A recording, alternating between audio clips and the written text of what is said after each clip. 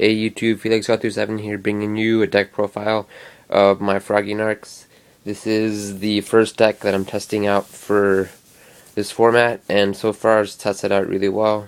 As we all know, Frog Monarchs usually have a really good first turn matchup against pretty much everything. So getting game 1 is really crucial, so game 1 is pretty much always in your favor. Game 2 and 3 are a little more difficult, but that's just how it goes. So let me start off by giving you a look at my deck so far. I mean, it's pretty standard.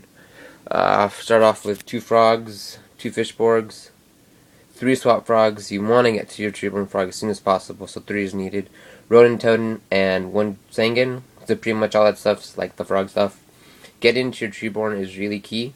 So Sanguine is needed in the deck, and like I said, triple swap frog is needed. Monarchs, you have 2 Mobius, which is actually really good. 3 Caius, 3 Ryza, and 2 Dark Dust Spirit. So 3 Caius, 3 Ryza.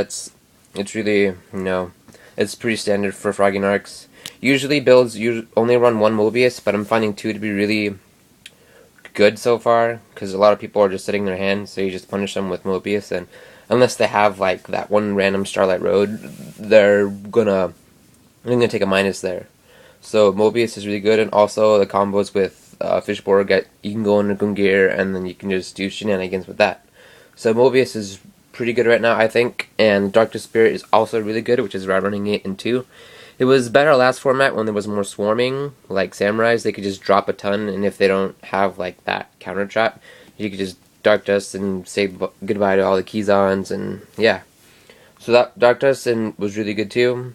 It's not as good right now, but I think it is really good still.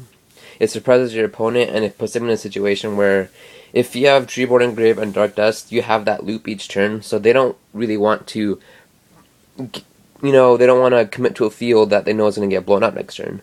So it pressures your opponent, and it forces them to make weird plays, and it just makes them uncomfortable. So I found the card to be good. 3 Faders, which is a lot of people weren't running Faders for some reason, I think last format, and it just baffles me. But yeah, card's really good. 3 Faders. It stops the whole card query nonsense that's going on right now. Chaos Plants, they lose to it, and also the Trident OTK with Dragoonides also lose to it.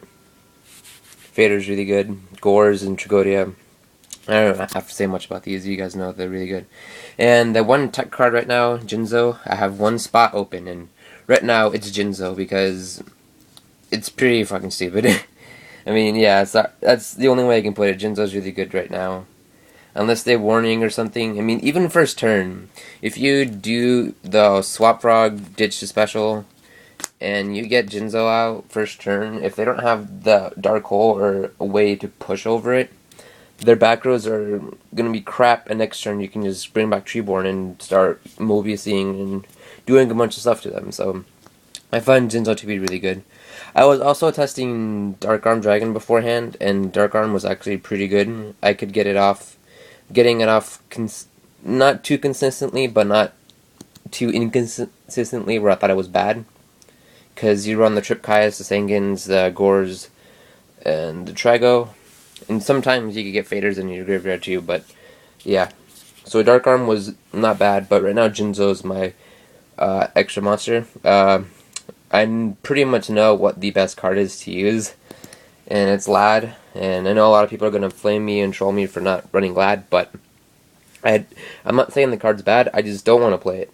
I flat out don't want to play it, and I'm not going to play it, and I might switch over to it right before North Carolina if I play this deck, but as of right now, I am not playing Lad because this kills it, Vio Turbo kills it, and it's just Lad. Whatever. Okay, spell lineup, Trip Soul Exchange, that's needed. Trip Econ. Econ is so good in this deck. It hurts your opponent so much if you get off a deadly Econ. Cycle with a Frog, Stealer Monster. It's just really good. And it provides a little defense, I guess, if needed. 2 MSTs also needed. Back row hate. And then your 1-of spells that are just like clinch spells, 1 for 1, Reborn, Trunade, Foolish, Dark Hole, Pot. They're all just really good. Pot is really good. late in the game. Even early in the game, you can be a little careless into how much stuff you're using, or you can just pitch it off for like what for fish forks so you can make formula. But yeah, pot's really good. And your one trap, of course, treacherous trap hole. This card's really good. You should play it because it surprises the hell out of your opponent. And I know it has to be 2 monsters, but you can just like get back Treeborn, set it, and then that way it's really good. Just it's a surprise that your opponent knows you have, but at the same time doesn't expect it. I mean, if you set something, if they don't know you're playing it, they will most likely expect an Econ or an MST, and they'll just run right into it. And yeah, card's really good.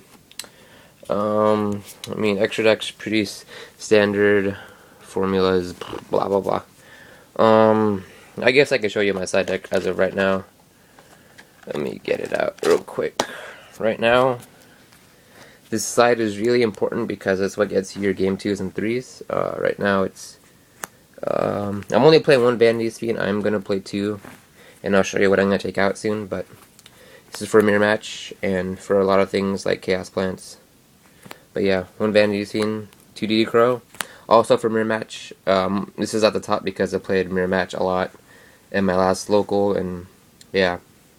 DD Crow is really brutal, especially if you play Sangan, because you can just switch this out if you need to. And also if you play Dad, then this would be a really good feel for it. Quick Draw Synchron, this is for mirror match also. This is what I'm going to take out for the Vanity Feeding, because I realized that Vanity Feeding is just so much better. I was playing Quick Draw because it gets you in a Turbo Warrior, and Turbo Warrior makes the Monarchs cry, because they can't Caius or Rise it.